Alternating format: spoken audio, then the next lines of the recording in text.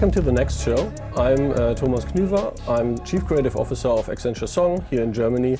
And today I'm very happy to sit here together with John Michael Schert, who has a vast blend of different occupations and locations and careers.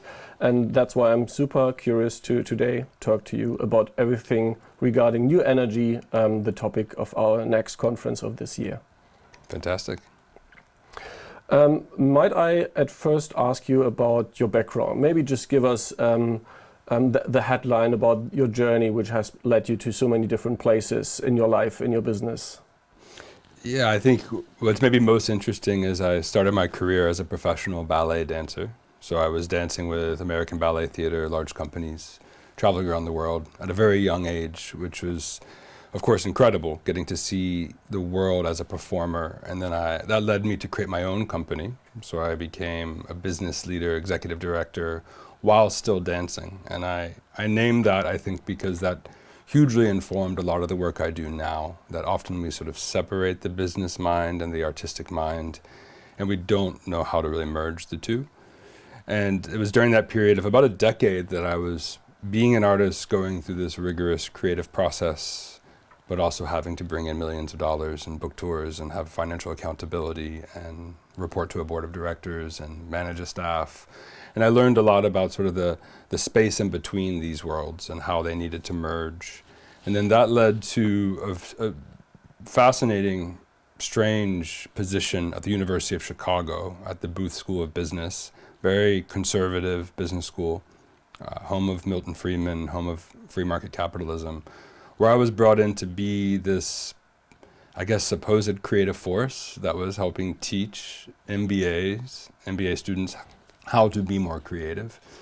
And it was both a hugely successful experiment and also, like most experiments, a failed experiment. Because did we actually change the curricula? Did we change the mindsets? And then that led to a world of consulting. And it was happenstance because my students and alumni started to hire me to come into businesses. And then that has now gone down this strange path to where I am now. What stands out to me is that seemingly those different spaces are separate, if it's consultancy or dancing, for example.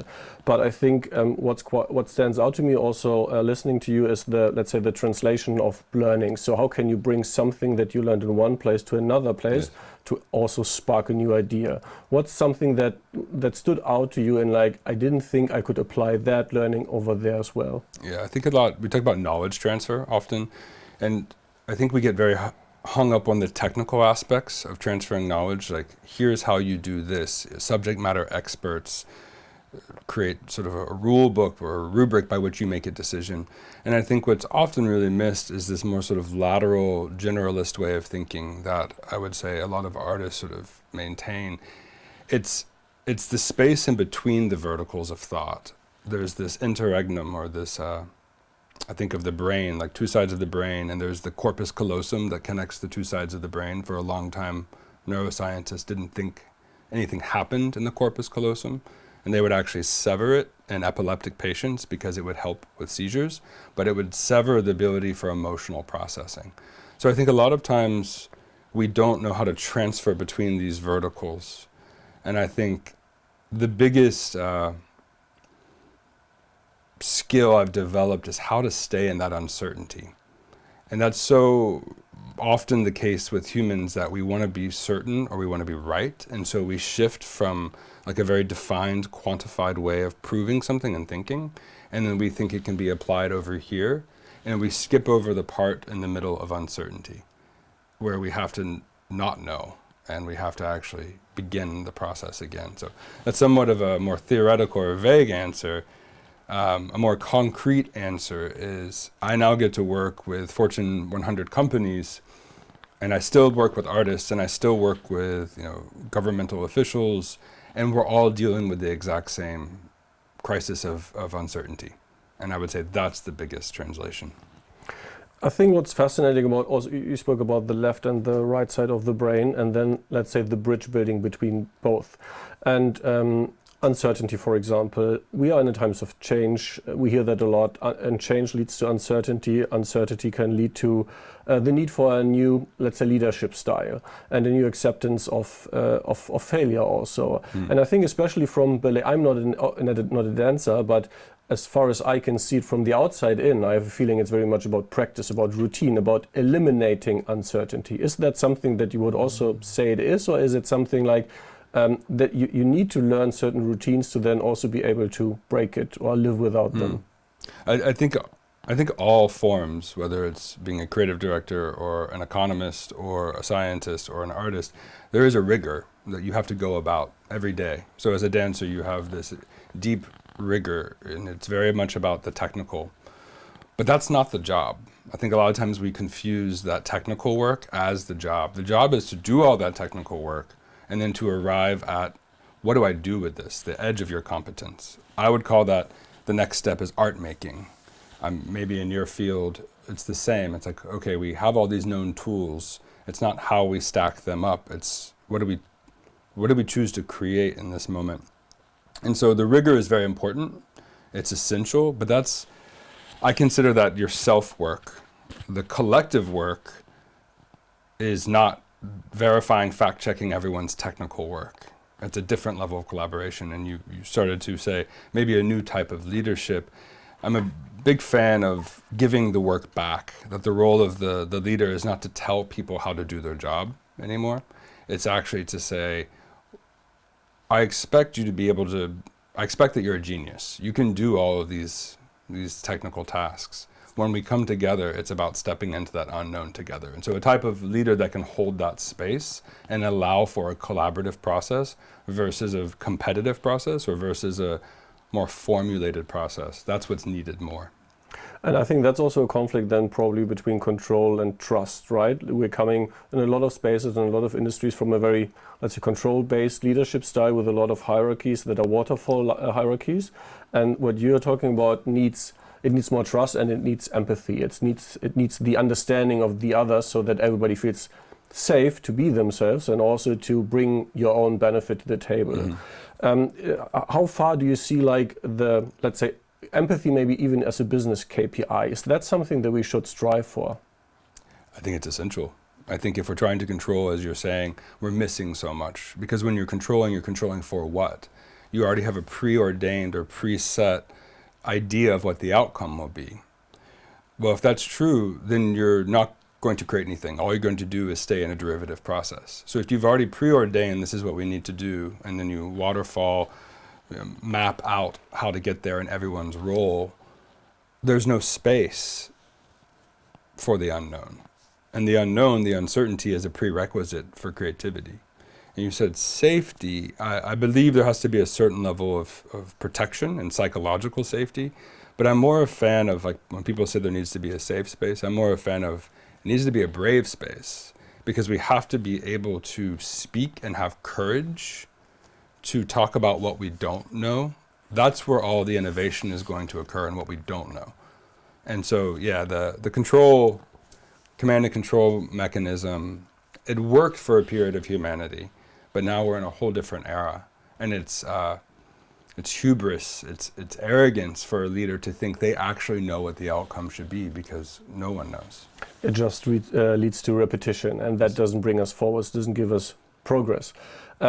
I love the term brave space very much. I think there's also the saying of be brave enough to be bad at something again, because especially if you, like you, for example, you have an impressive career in ballet, and then you started again in a different field, and you just have to be brave enough to also be the newbie again in the place. And that also, I think, has to be embracing failure, for example, not only within the teams for yourself, but also in leadership.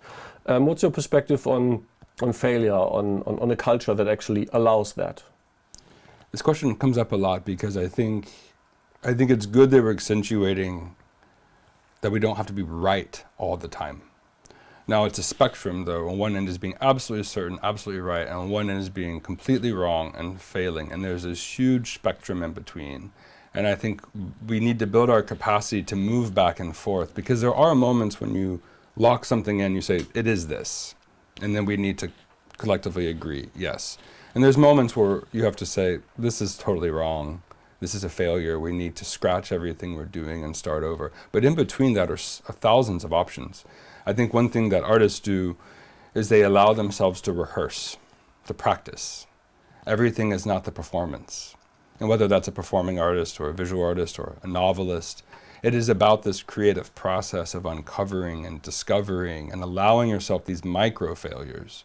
Where a lot of times in business, we deem it a failure. It's a failure if you've invested too much time, money, effort, because you had this preordained idea of what it had to be. We don't often allow ourselves enough space just to continue rehearsing together in a business context. And what I mean by that is, well, if I tried this, how does that work?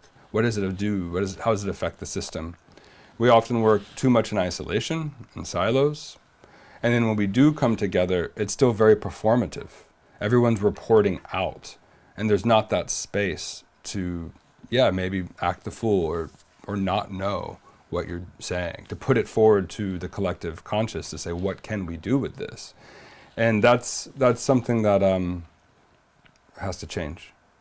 Do you think, like, also again thinking of dancing, performing arts, but also business, that we need a new like fluidity to processes, for example, because it's sometimes we just have a set process and then we have to live within the process. But whenever we do progress, maybe we actually now need to also change the process. So there's like this counter causality and fluidity that maybe has a bigger importance in our rather complex communication landscape that we have now.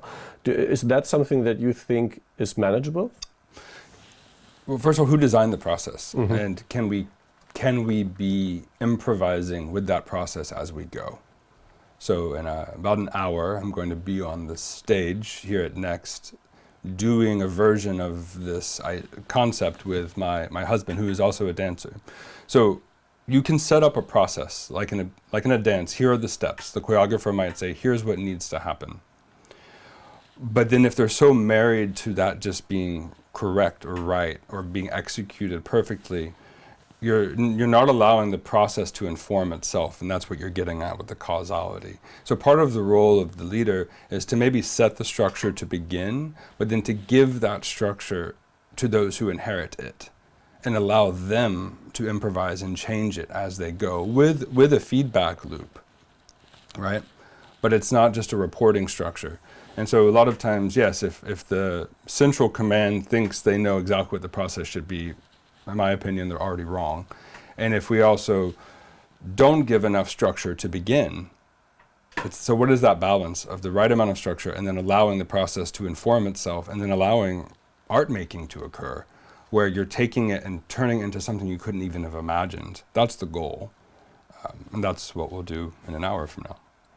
And if we allow something like that, creativity has to play a massive role in it, because that's where, in the end, also the magic happens, that new things occur because two things come together and something else, a surprising thought out of uncertainty arrives. You also working in a lot of industries where, let's say, creativity is not at the core of the business.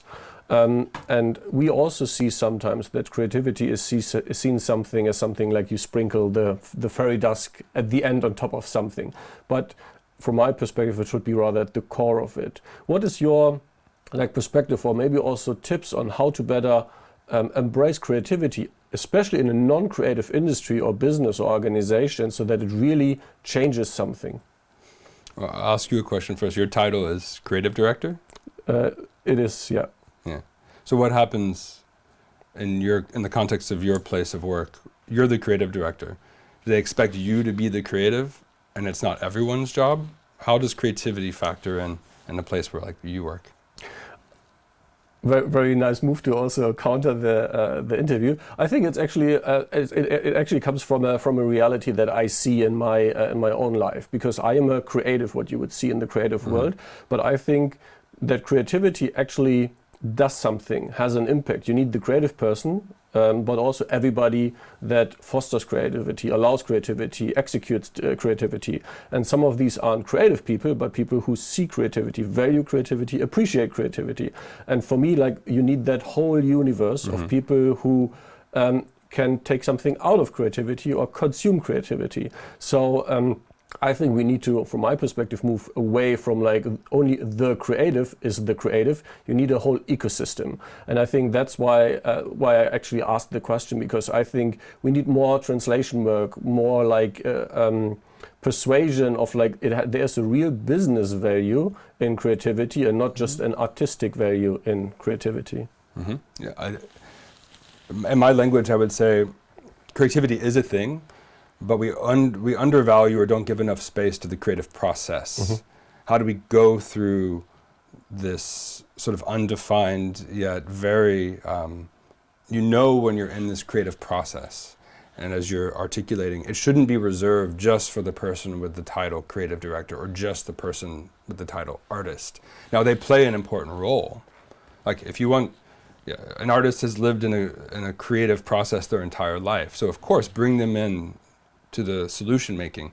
One of the keynotes earlier today on the stage, Arash was speaking, we need more of an artistic mindset to show up. I believe in that. But I think there sometimes becomes this scapegoating where we then put it on the creative to say, like you said, oh, come and sprinkle something at the end, or sometimes it's at the very beginning, at the very end. And what we miss is that there's this through line. It's like a well-marbled piece of meat, like a really beautiful piece of meat that has the fat marbled through it. It has much more value.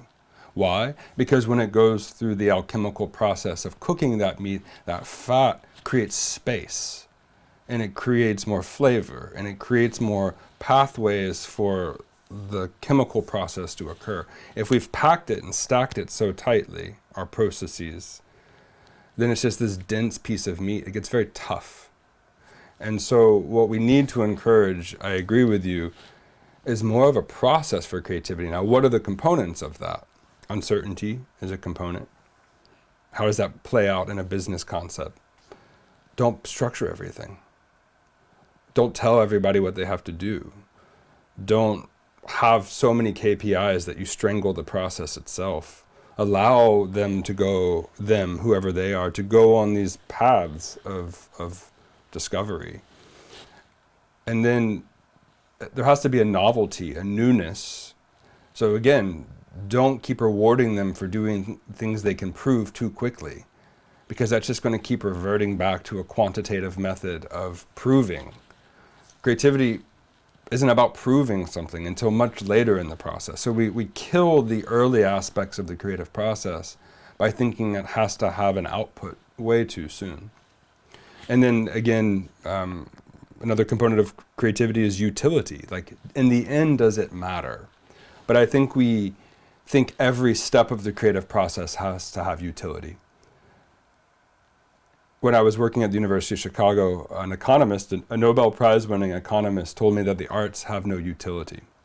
And they meant it in the sense that on a certain economic scale, it's hard to measure the impact of the arts. Or they meant it in a number of ways. But I think what's being missed often is that the creative process itself has utility, but we can't prove it. It's a form of research and development. And if you try to prove it too soon, like a scientific experiment, of course it's not going to work. You need many iterations. And so we kill the creative process, especially in corporations, because there's too much of a rubric on proving yourself every step of the way. So, picking on that, the measurement of success and growth, obviously it's important for a lot of businesses. It's also a measurement that comes to every single leader is measured by certain KPIs, every team and any individual, every publicly traded company. I really love the point that we also don't just have to decide on what to measure, but also when to measure something on the timeline. Can you maybe elaborate more on the timeline? Because I think that's a very, very special thought about that. Yeah, I think the role of the authority, someone in a leadership position, I think part of their job is to protect that space for the unknown. And sometimes that's having to fend off other pressures, other macro pressures, like market pressures or other senior leadership. And creating that space to not measure is a role of a leader. I like the expression, you have to disappoint people at a pace they can handle. So if you are in a company, a large company, you have to disappoint your colleagues at a pace they can handle, where they might need outputs from you, from your team. They might need you to prove that the investment is working. So how much can you keep disappointing the system? Now, if you disappoint them too long or at a pace they can't handle, they will remove from you resources. They'll take away your time, your money, your space for the unknown. They'll take away your authority and your informal authority. So how much needs to still be delivered? And I think it's more of a pacing and a timing issue, which is what you're honing in on, than a binary, do you measure, do you not measure? It's when do you measure and how? And when do you allow different seasons of the process to occur? It's a cyclical process. So can you name, right now we're in the phase where we don't need to know. And how long can you preserve that? And then we move into prototyping, whatever prototyping looks like. It's very different in every field. And then we move into testing, and then we move into, viable product. But I think we short circuit the place and the time and the space for the unknown too quickly. We want to move to prototyping so quickly. Like in design thinking, it's like, get the ideas out, but immediately move to something. And it's like, how about we get the ideas out and we actually continue diagnosing what's actually going on? Because 80% of failure is a failure of a misdiagnosing. You're solving for the wrong problem. And why do you do that? Because our brain is trained to solve for the problems we already think we recognize. It's availability bias. And so we're going to go towards what we think we already see. And if you encourage that behavior, that we're going to just keep solving, you're solving for a problem of the past that's already been solved. If you're actually trying to solve for the problem of right now, you have to stay in the diagnostic process for much, much longer. I think of it like a doctor. A patient comes in and they have symptoms. You can immediately diagnose the symptoms and prescribe medication for the pain, for the nausea, but it's going to take a deeper level of diagnosis and maybe many iterations to understand what's the core here. Now, a lot of doctors will say, oh, you're just nauseous, it's normal, treat that. But if the patient keeps coming back and saying, no, something more is happening, and in fact, if you're only trying to solve for nausea, you might be hiding the root problem. And it's the same, I think, in a creative process. We solve for the easy answers first. That's fine. But can we really sit with it longer to say, what is the data showing us? And you can only get there if you stay in a place of uncertainty and a place of doubt. Because doubt precedes courage. You can't be brave and courageous if you first didn't have doubt. And we don't want to encourage doubt.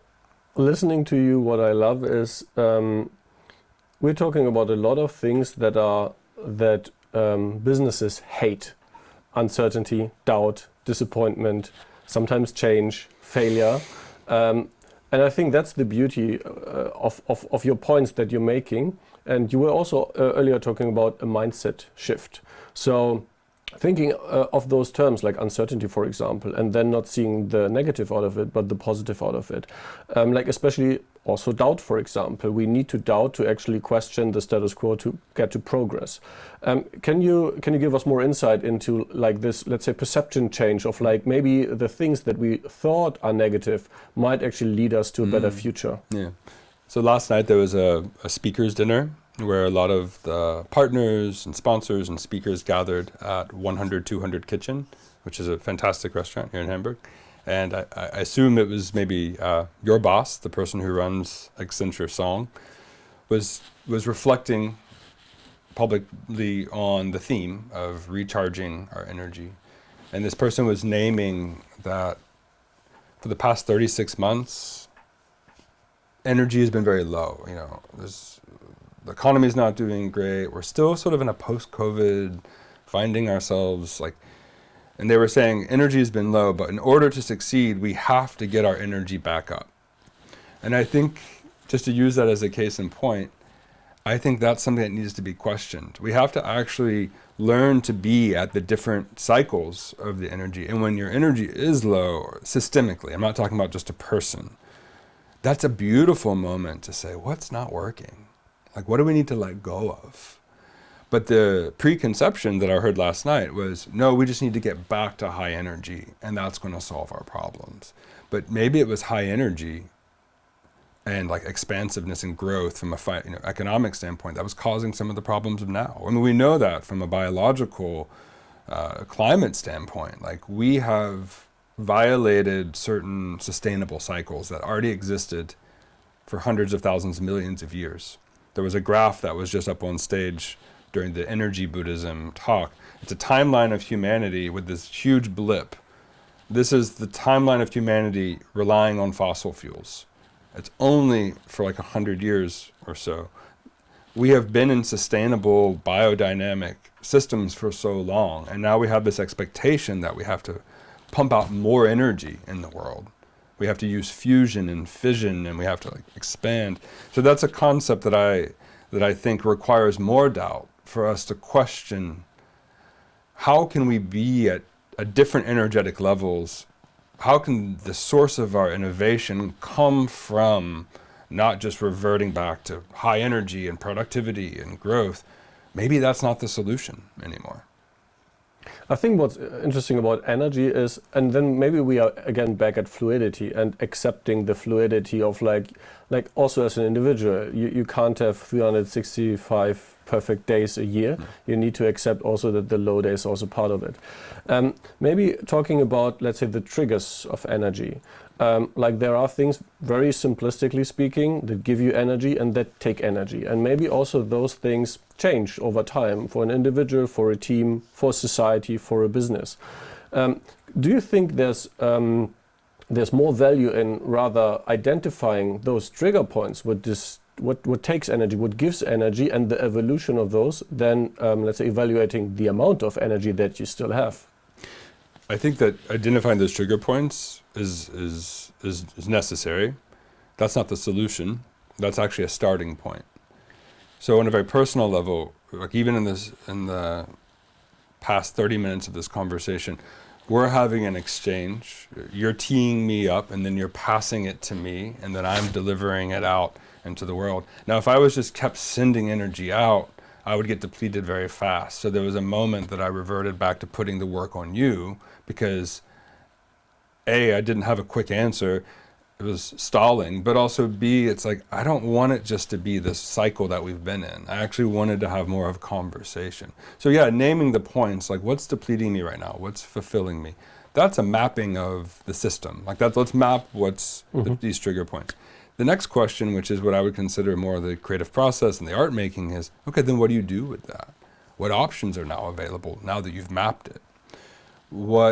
I just landed from the States last night, so jet lag is affecting me.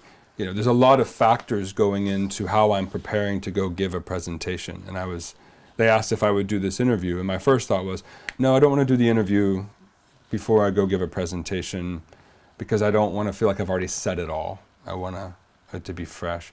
But then I reframed it and I thought, actually, this interview, this process is a warm-up. Like in ballet, before the show, you do a whole hour-and-a-half ballet class to prepare your body to go do a difficult thing. And that was a mindset shift for me to say, instead of this interview being depleting, actually this is feeding me. This is warming me up. It's getting my ideas and my synapses connected. So now I'm prepared to go do something. This is also important, but it can be edited, it can be changed. The performance is only going to happen in that space and time. It's very rarefied. So to the point you're making, there's certain moments where we do have to have all of our energy ready for a specific moment. And that's true in business. That's true on like a product life cycle. There's a moment that everything has to be ready. There is a performance. We shouldn't confuse every moment as the performance. When are you rehearsing? When are you warming up? When are you getting the ideas flowing? When are you allowing for uncertainty? And it's not linear. So it's a cycle within a cycle within a cycle. And as you get a new piece of data, how do you go back to saying, well, that's interesting. Can we conjure our beginner's mind again, not knowing, to get new information? So even in the process of this dialogue that you and I are having, I'm coming up against walls in my own thinking right now, because I don't want to say something I've already said before. I want to say it in a new way. And that's challenging me to get back to that edge of my competence, which I'm finding is actually I'm sure if as we go back and look at this video, my body has become more animated as we've progressed. So name the triggers and then say, what does that tell me about what's happening right now? What can I do with it? What are my options? And then there is a goal. I need to go on stage and do something important. That's why I'm here. So how do I use all of these triggers in this cycle to try and be at a somewhat preordained spot? But one thing I learned as an artist is never go on stage and think you know what's about to happen. You have to remain available. Because if you have this idea that it's supposed to be like this, you're setting yourself up for a level of panic or anxiety or disappointment. So how do you remain in that fluid state to let it be whatever it is? Because there's also always an energy exchange that you just can't foresee.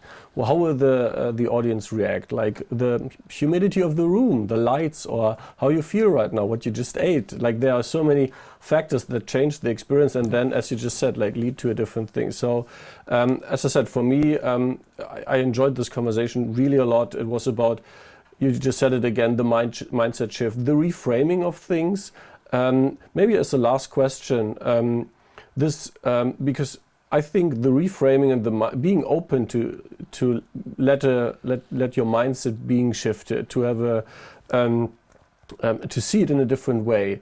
It needs experience, it needs training, but it needs also, I think, the acceptance of different realities. Is that something where you think that comes really with experience, or how can you best culture and nurture that also for yourself, maybe? There's some simple answers that are proven. Like, are you putting yourself in scenarios and environments repeatedly where your current mindset's being reinforced and rewarded? If so, put yourself in environments and situations where that's not going to happen. So that might be, culturally, going to different countries, of course, having different experiences.